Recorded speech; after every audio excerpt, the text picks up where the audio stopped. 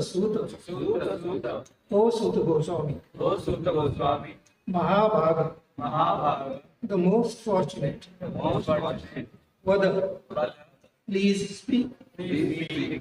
Na, unto us, Vadatam, of those who can speak, Vara, respected, Katha, message, Bhagavatim, of the Bhagavatam, Punyam, pious, Yad, which, Aha, said, Bhagavan, greatly powerful, Shuka, Sri Shukadev Goswami.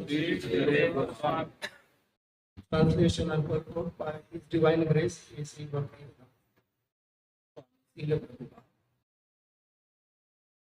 Shaunak said,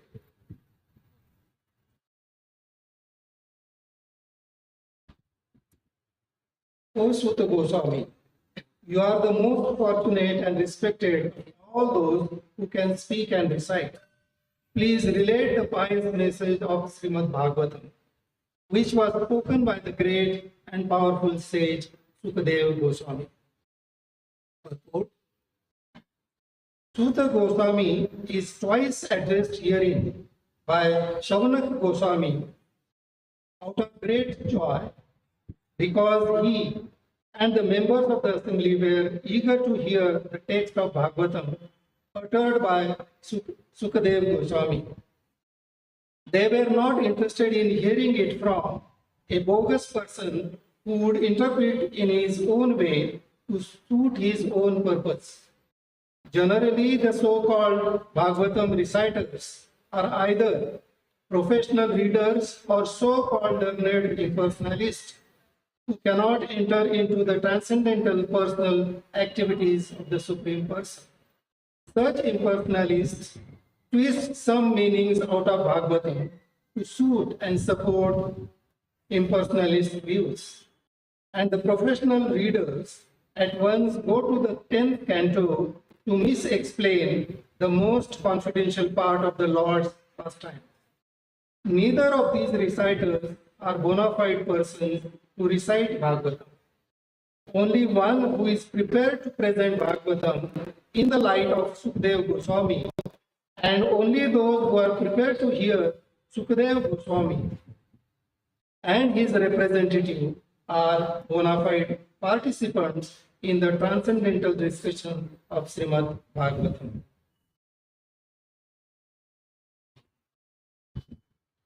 Om Ajnanatirandasya Jnananjana Chakshurunmilitam Yena Tasmai Sri Gurave Namah.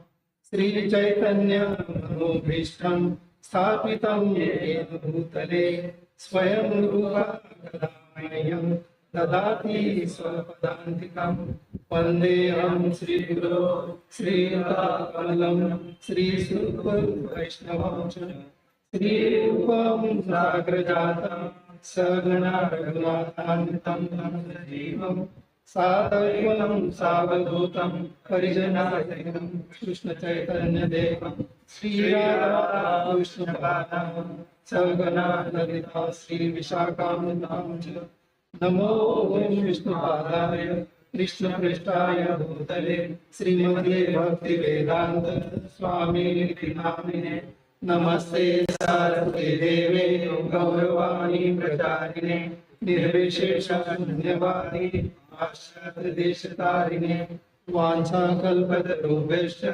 Krupa Sindhu Bhagavatu Patitanam Pavanebhyo Vaishnavebhyo Namo Namaha Namo Mahadanyaya Krishna Prema Radhayate Krishnaya Krishna Chaitanya Shamine Gauratrise Namaha Krishna Karuna Sindhu Deenabandhu Jagatpate Gopesha Gopika Kanta Radha Kanta Namaste Rapta Kanchana Gaurangi Radhe Rameshwari Vishwanu Devi Nami Sri Priye Jai Sri Krishna Chaitanya Prabhu Nityananda, Sri Advaita Gadadhara, Srivasadi Gaur Bhaktivinoda. Hare Krishna, Krishna Krishna, Hare Hare, Hare Rama, Rama Rama, Hare Hare. Hare Krishna.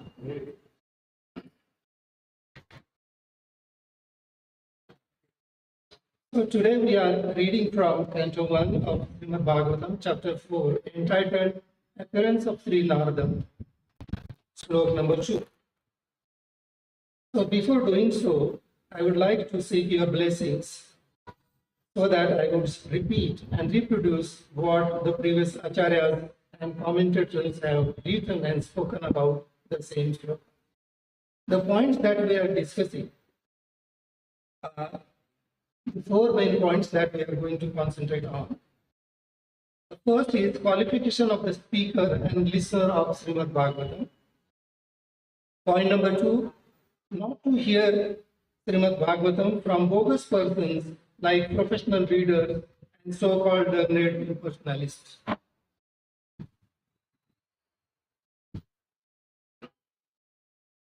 Only hear it from pure devotees of the Lord, like Sukdev Goswami and his representatives like Suta Goswami, Shaunak Rishi, and thereafter. And the last point is, what are the benefits of hearing Srimad Bhagavatam from a bona fide person? So before entering into the discussion, I would like to read few commentaries that I have collected regarding this particular shloka. The first commentary is from Darshini by Srila Vishwanath Chakravarti Thakur, and he has given a very short commentary, almost of one sentence. And here he says, he, that is Shaunak Rishi, addresses Suta Goswami twice out of joy. And Yat stand for Yat. The second commentary that I have got is from Bal Prabodhini by Srila Giridhar Lal. Here he says, Srila Suta Goswami की संस्तुति पूर्वक शौनक जी अपने प्रश्नों को 12 श्लोकों में दर्शा रहे हैं। आदर और हर्ष या संभ्रम के कारण वो 2 बार सूत कह रहे हैं। इस भागवत की श्रवण अनेक जन्मों से अर्जित भाग्य के बिना संभव नहीं होता है, परंतु अपने इसको सुना है, इससे आपका भाग्य है, यह सूचित करने के लिए उनको संबोधित करते हुए कह रहे हैं कि हे महाभाग, इसलिए कथा कहने वालों में श्रेष्ठ आप हमें भागवत सुनाइए। इस कथाओं को कहने और सुनने वालों को पुण्य प्राप्त होता है और पाप का निवर्तन होता है, जिससे संसार का दुख निवर्तन होता है। आप इस भागवती कथा को सुनाइए, जिसे परीक्षित महाराज को सर्व ज्ञान शिरोमणि श्रील सुखदेव गोस्वामी ने सुनाया था।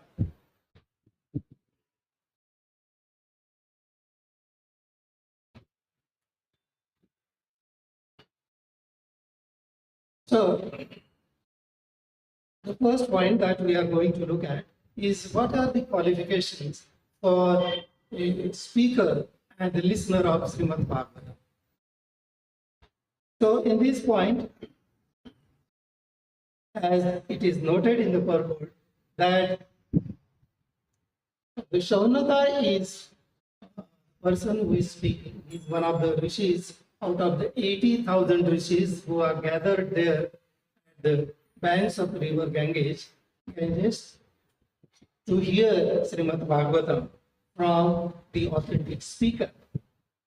And whatever he has heard about Suta Goswami, when he was answering the 6 questions being asked by them in the earlier chapters and shlokas, and therefore he is in a mood to congratulate, to get Suta Goswami as the speaker, and therefore he is expressing his desire.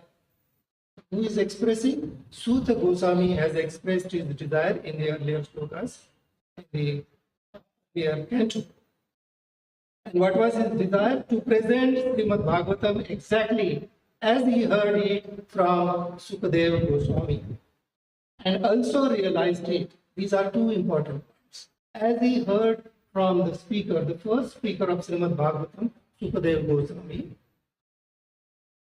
where he was one of the listeners of that particular katha, and he has internalized it, whatever he has heard out of the katha, from the mouth of Sukadeva Goswami, he has personalized it and he has realized the essence of that katha. So these are two important points from his point of view.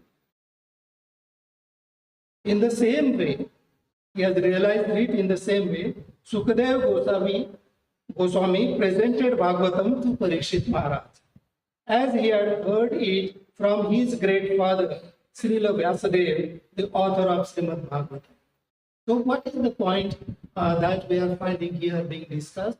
It is the importance and the significance of the parampara system, disciplic succession, that it should be the speaker and the listener should be coming from the disciplic succession. Therefore, we have got speaker and listener within the speaker and the listener. So there are two pairs of the speakers and the listeners respectively. The first was Sukadeva Goswami and Parikshit Maharaj, speaker and listener. And second, Sukadeva Goswami and Shaunak Rishi and the other rishis assembled for the katha respectively. So these are the important points that we need to look at. So having realized that today's speaker, that is Suta Goswami, is of high caliber because he is a learned person, he is coming from a good background and he has studied the scriptures. So because of these qualities, he is in a mood of appreciating the speaker, and that's why he repeats the word Suta, Suta, out of excitement and eagerness to hear from his mouth the katha of Srimad Bhagavatam, and therefore he is very, very eager and anxious to hear it. So, Krishna Katha, as in one of the lectures, Bhagavatam class given by His Holiness Sri Radhanath Swami Maharaj, ISKCON Sikandarabad, he says that Krishna Katha is the strongest medicine to liberate us. And we are the conditioned souls from the material world. And for this, if you want to really enjoy Krishna Katha, what is the precondition? Enthusiasm, eagerness to hear Srimad Bhagavatam is the most important, to hear and to digest the message of Srimad Bhagavatam. And what is the message? The message of Srimad Bhagavatam is the result of Vyasadev's love for Sri Krishna and his compassion for humanity. So these are the two important components that have gone into making of or writing of Srimad Bhagavatam. So it must be heard with a deep sense of urgency. Like Parikshit Maharaj heard it from Sukadeva Goswami when he was cursed by a Brahmin boy, Shringi. And what was that curse? That you will die, or he will die within 7 days by a snake bite. And in the same way, so we have got two examples of urgent hearing and serious hearing. One example is that of Parikshit Maharaj. The second one is Arjuna from Bhagavad Gita. We know that in the same situation, Arjuna heard Bhagavad Gita from Lord Krishna when he was totally bewildered, confused, and was not in a mood to understand whether he should fight or not at the battlefield of Kurukshetra. So these are the two situations, in two different situations, but the need is one and the same, to hear Krishna Katha and to get message internalized so that they can act upon the problems that they are confronted with or the problem that they are facing. So Parikshit Maharaj immediately after hearing about the curse, left everything, his kingdom, his family, his possessions, and handing over the kingdom to his son, Jalmajaya, to hear the Krishna Katha on the banks of Ganges. And what are the preparations that he has made to hear the Krishna Katha from the speaker? Fasting from food and water. This is a condition which gives you more concentration to get into the katha that he is going to hear very seriously and to find out the answers to the problems that he is confronted with or that he was facing. And what were the problems? What is the purpose of human life? And especially for him, what is to be done at the time of death? When a person is on a deathbed, what he should be doing? So these are the questions that he was confronted with, and so he is trying to find the answers out of this particular hearing exercise of Srimad Bhagavatam. So what he did, first of all, he surrendered to Krishna, and Krishna reciprocated with sound vibration. He revealed himself in the form of Srimad Bhagavatam and Hare Krishna Mahamantra.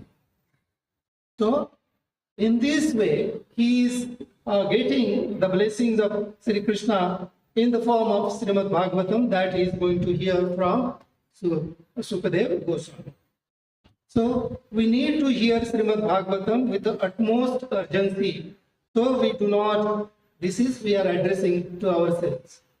In comparison to Parikshit Maharaj and Arjun, our situation is different. In Parikshit Maharaj's case, he knew that when he is going to die. A clear-cut idea was that 7 days is the time limit that he has got at his disposal to utilize meaningfully to find out the answers to his questions in a satisfactory manner. That's why he is into hearing exercise. But our case is not that. We are surrounded by the point of uncertainty. Our life is filled with uncertainty and confusion. So we need to hear with utmost urgency, as we do not know when we are going to die, as Parikshit Maharaj knew. Parikshit Maharaj heard Srimad Bhagavatam in the presence of galaxy of rishis. And who were they? Vyasadeva, Narad Muni, Parvat Muni, Parashar Muni, Vishwamitra, Vashishta, including Suta Goswami. All of them, out of the 80,000 sages of Naimisharanya, were compassionate. And what was this compassion for? To see that the best for the world and humanity is to be needed, to be spoken about by the speaker. So Sukadeva Goswami was chosen as the speaker to speak Srimad Bhagavatam to the learned audience. He was the youngest one, and what was the age? 16 years. And he was liberated soul. He studied Srimad Bhagavatam from his father, Vyasadeva, and he was absorbed in Krishna. The king of the world, Parikshit Maharaj, asked all these questions to Sukadeva Goswami, which he answered intelligently to the satisfaction of Parikshit Maharaj. Sukadeva Goswami was Suta Goswami was one amongst the audience, son of Romaharshan, Suta, a son of Brahmin father and Kshatriya mother. He was a disciple of Vyasadeva. During Yajna, Romaharshan did not stand up to greet Lord Balaram when he was on his pilgrimage during the Kurukshetra war that was happening. And so, because he could not respect Balaram, Balaram got angry with him. Whereas Balaram was welcomed by everyone except Romaharshan. So, because he was not having the self-control and he was not humble enough and he was pretending to be a great sage, therefore he needed to be punished. So what is the punishment that Sri Balaram, Lord Balaram gave to Romaharsana? He killed him with a single blade of kusha grass. For what was the reason for the punishment? He was not a pure devotee, and his transcendental realization or realization of truth was not perfect. Therefore, through this action of Lord Balaram, what is the message that he is trying to put across? That sages or shows the fate of sages or bogus gurus, false spiritual leaders who are not in a position to deliver the message as it should have been delivered. So this is the thing that we learn from the act. But this act of Balram upset the sages of the gathering, and they requested him to do something about this. And so he was about to revive his life. But they said that it is not good, that you should not go back to your thing. So instead, you provide us a better alternative. And what is that alternative? He replaced the Romerson with his son, the young son, Suta Goswami. And so he became the most illustrious Sri Suta Goswami, who spoke Srimad Bhagavatam for the second time in the history of Srimad Bhagavatam, hearing, listening, exercise. Thus, Lord Balaram removed a false guru and established a genuinely realized guru in the form of Suta Goswami. Why? He was learned, he was a realized soul, he was good in his character, and he became the youngest speaker of the Srimad Bhagavatam. He has served his guru, Sukadeva Goswami, nicely, and this is very important thing, that one should serve one's guru nicely, because in order to become a good guru, one needs to be a good disciple. This is the thing that he is showing through this example. In this connection, we can connect this particular incident with Srila Prabhupada. Srila Prabhupada was very happy to declare that he was defeated by his guru, Srila Bhakti Siddhanta Saraswati Thakur, in his argument about the urgency and priority of freeing the country from the clutches of British rule versus learning and spreading spiritual wisdom for the welfare of the entire humanity.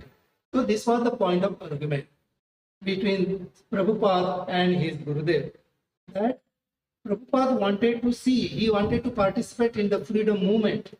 The freedom movement was going on during that particular time, and he thought that unless we free India, we cannot free the people who are conditioned soul out of ignorance. Whereas his guru has a different idea. He said that freedom, political freedom, is not important in comparison to the spiritual freedom.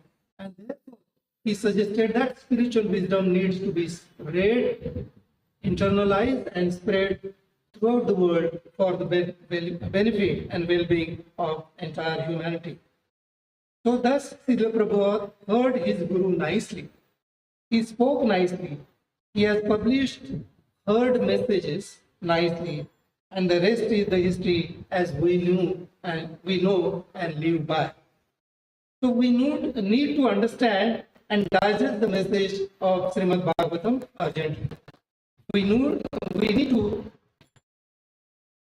understand, digest, and practice the transcendental message, the knowledge encompassed or encapsulated or in simple terms given in Srimad Bhagavatam.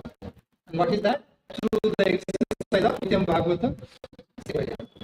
By serving great souls, one develops higher taste to hear about Srimad Bhagavatam for purification of heart, and it is given by Krishna. Krishna is peace when we serve great souls enthusiastically.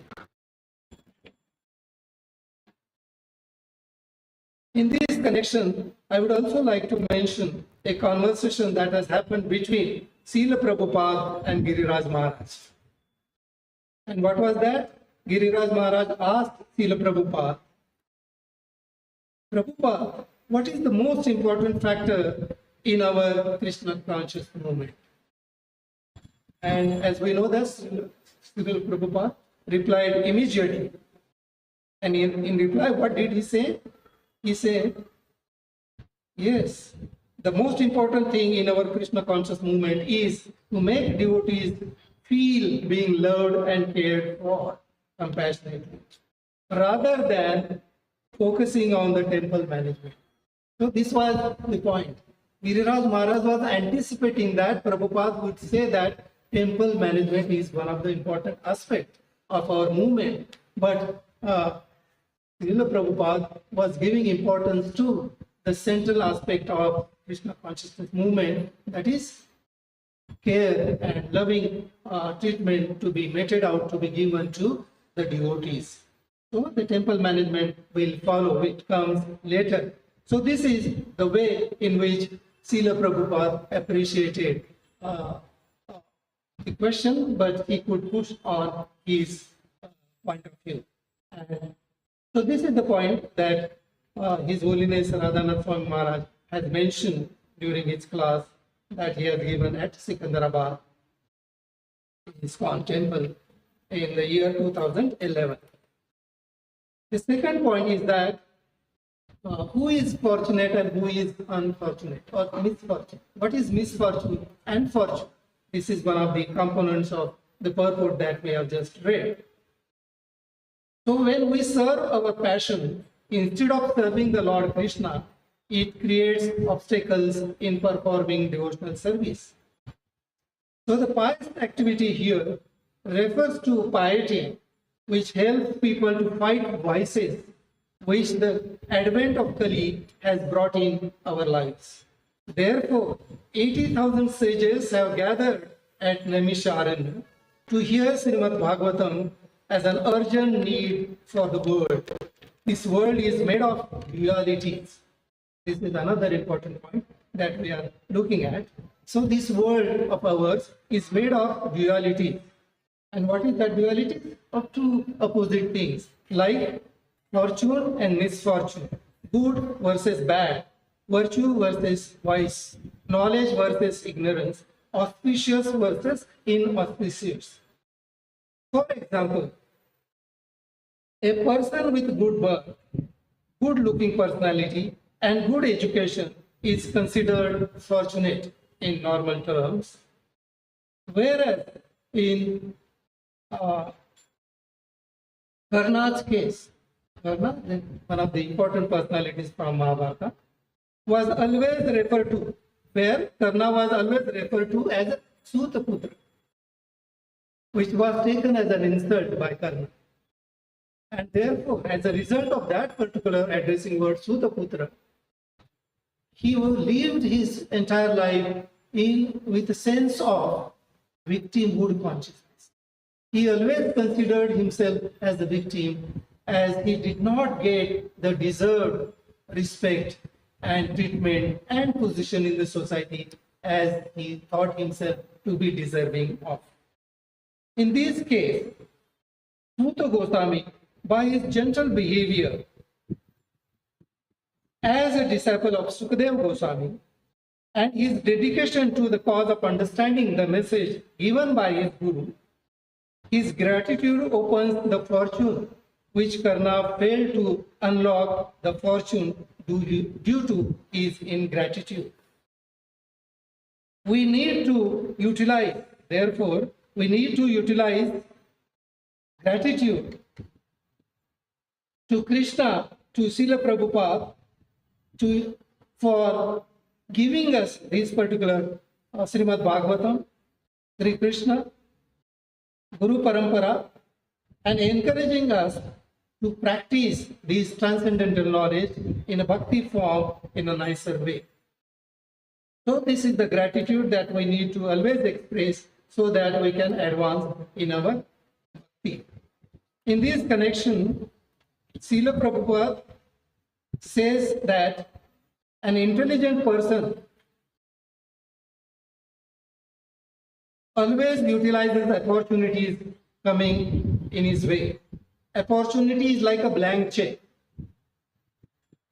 Right? You can write a big amount to perfect life as a human being, or you can throw it in a dustbin as a useless piece of paper.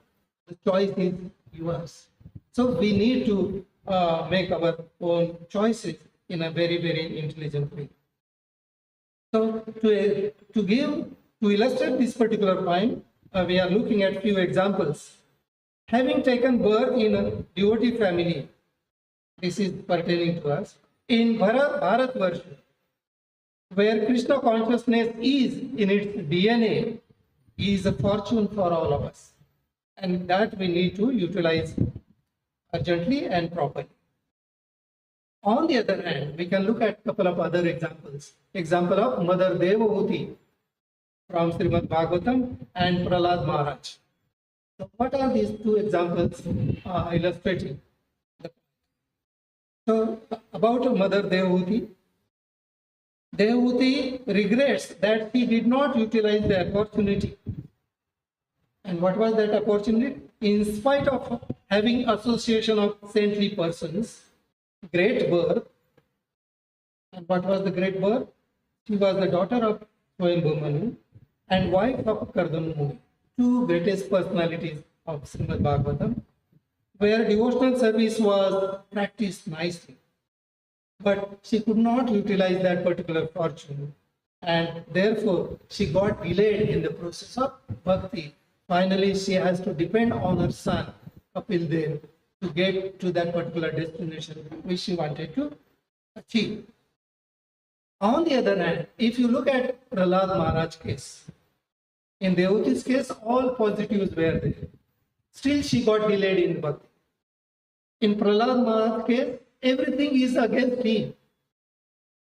And what were the things? What was that environment which was contaminated totally, consisting of, he was born in Asura family, number one adversity.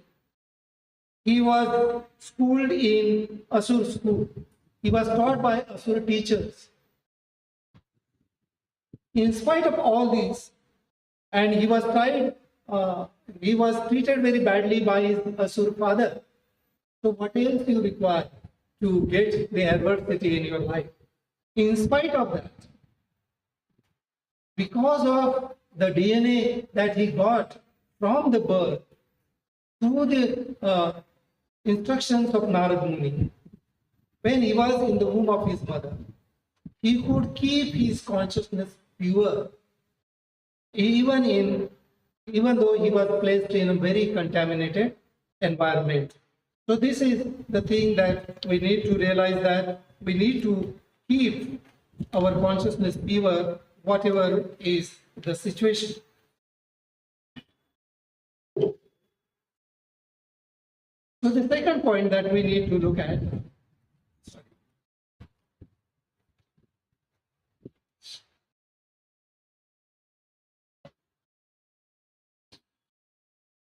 Srimad Bhagavatam should not be heard from bogus persons like professional readers, that is materialists, or so-called learned impersonalists. Why? Because the professional readers, they do not understand the essence of Srimad Bhagavatam. They do not come from disciplic succession, parampara. They are not devotees of the Lord. That's why they at once go to the 10th canto of Srimad Bhagavatam, wherein Ras Leela is described. They try to misinterpret the most confidential part of the Lord's pastimes, just to entertain the audience. And Krishna Katha is taken by them as one of the karma kandas. So they perform such karma kandas, perform just to earn one's own livelihood. So they are selling the best of knowledge just for earning the bread. And that's why they are treating Ras Leela pastime as man-woman relationship. And Krishna was a boy and he has had many girlfriends. So giving a wrong message to think of that I'm also a boy and I need to have a girlfriend. This is almost a cynical thing that they are doing, because they do not believe in Bhakti Yoga. They simply have knowledge of grammar. Why they are good speakers? They are good at grammar to speak Krishna Katha with the desire to earn and maintain their bodies for sense gratification. What about the impersonalists? The so-called learned impersonalists or Mayavadis, first thing, they hate Vishnu, the Lord. They are unable to realize truth and personal activities of Krishna. God is impersonal for them. He is taken as a conditioned soul like us, as he has material body. They twist meaning of Bhagavatam to suit their views. They suffer due to fear, anger, and attachment. And they merge finally in Brahma Jyoti. Brahman realization is taken as the only realization by them. In this connection, Sanatana Goswami has made a very beautiful point. He says that milk is good for health, but if it is touched by snake's tongue, it becomes poisonous. Thus, the innate spiritual desire of ours to hear Srimad Bhagavatam is killed by such speakers. So, we need not hear from such type of speaker. So, then who are the speakers that we need to hear from? So, we need only to hear from bona fide devotees of Krishna, as they can explain meaning of Ras Leela pastime properly. They being pure devotees of Krishna in spiritual world, they participate in this activity to please him, and they are ready to do anything. They assist Krishna in his pastimes for transcendental bliss, performing Leela to be enjoyed by all, including Krishna. They share it with everyone. It is unlimited and there is no lust involved. In the relationship of Krishna and gopis. Thus, what happens when you hear Srimad Bhagavatam from a pure devotee? What happens is that even a lusty person, after hearing about Ras dance in Srimad Bhagavatam from right speaker, gets purified. Exactly the opposite result that we are seeing after hearing from the materialist or the personalist. So, Srimad Bhagavatam has a spiritual potency to destroy material contamination. So, do not hear Srimad Bhagavatam either from professional readers or from a learned impersonalist. Hear it only from the proper speaker in the parampara.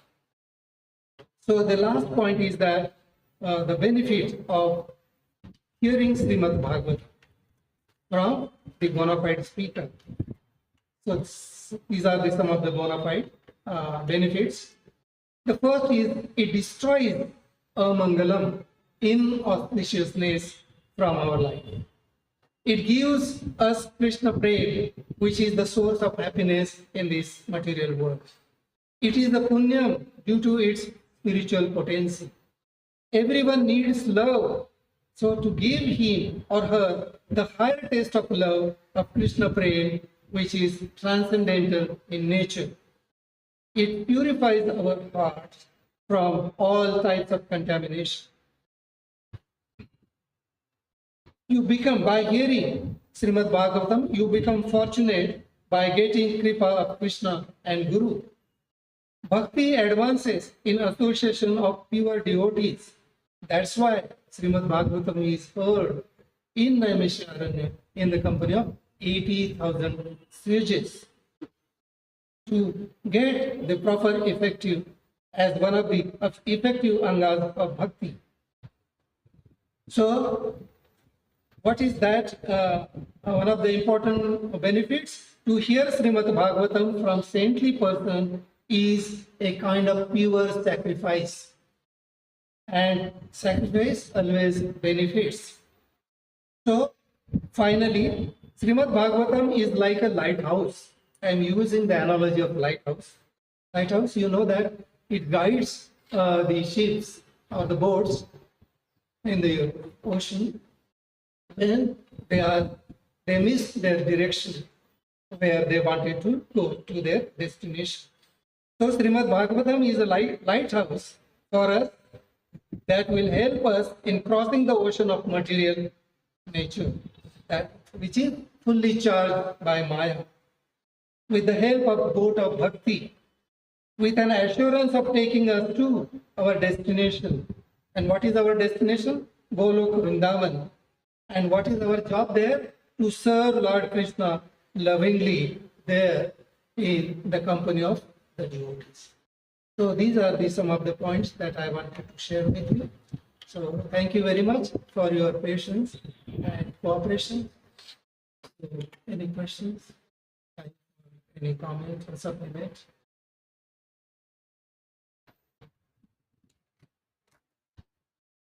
Yes, Prabhuji. Hare Krishna, Prabhuji. Thank you very much, Prabhuji, for such a wonderful class. Some of the points which you shared were really very striking. Like you were sharing about Devahuti and Prahlad. Devahuti had all the fortune, but she could not take benefit of it. Prahlad Maharaj, although surrounded with difficulties, but he still practiced Bhakti Samaj. So, Prabhuji, I was having two questions. First question is regarding the fact that we need to have that urgency to hear Shiva. And we have heard it many times, and we keep on hearing it that oh, for Parikshit Maharaj, the time frame of 7 days was there. And for us, there is uncertainty. We've heard it many times, and we keep on hearing it. But still, that urgency, that eagerness to hear the Srimad Bhagavatam is not there with us. So how can how can we understand it better, and how can we have that mood of urgency for hearing Shiva? This is first question, Prabhuji. And second question which I have is, Prabhuji, we've also heard that for speaking the message of Bhagavatam, sometimes I may not be pure, but the message is pure. And therefore, whenever I am speaking, if I am speaking, then although I may not have that qualification, but because the message is pure, it will do the needful. But in case of the professional reciters, if we see, they are also repeating this. They are also saying the same message. So what is the difference? So thank you very much for wonderful questions. So as far as the first question is concerned, the need, no?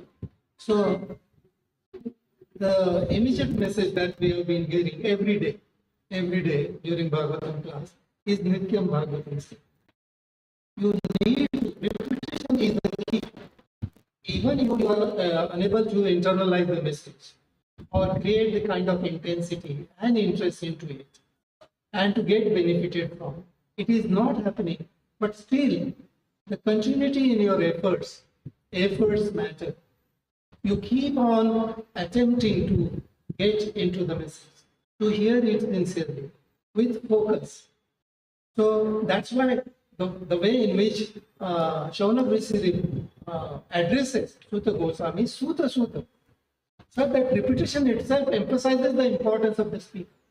So if you keep your efforts repeatedly into that, one day it will give you the desired result. And there are many such cases, many cases. That interest is not there, capacity is not there, but things have happened. You know that the example of Audit Brahmana from South India. So, and Chaitanya Mahaprabhu met him, and he saw that he was reading Bhagavad Gita. He was in a way illiterate, but what was the intensity that kept him in the exercise? The instructions of his Guru. His Guru instructed him that you keep on reading the message of Bhagavad Gita. Even though he was not in mood to enter into, he was not understanding it. Still, he kept on his exercise of reading and looking at the picture. So he internalized the picture that his dear Lord Krishna is holding the reins or the ropes of the chariot, the horses, in his hand just to help his devotee Krishna, Arjuna. So what a love of a Guru for his disciple. So he is humbled by that picture that he saw at his mind, on the screen of his mind. And that is the kind of realization, and he was weeping. So Chaitanya Mahaprabhu asked him, why are you weeping? He said that see how my God is serving his disciple. And that makes me humble. And I am seeking his mercy. And by hearing this answer of that of the Brahmana, Lord Chaitanya was very happy.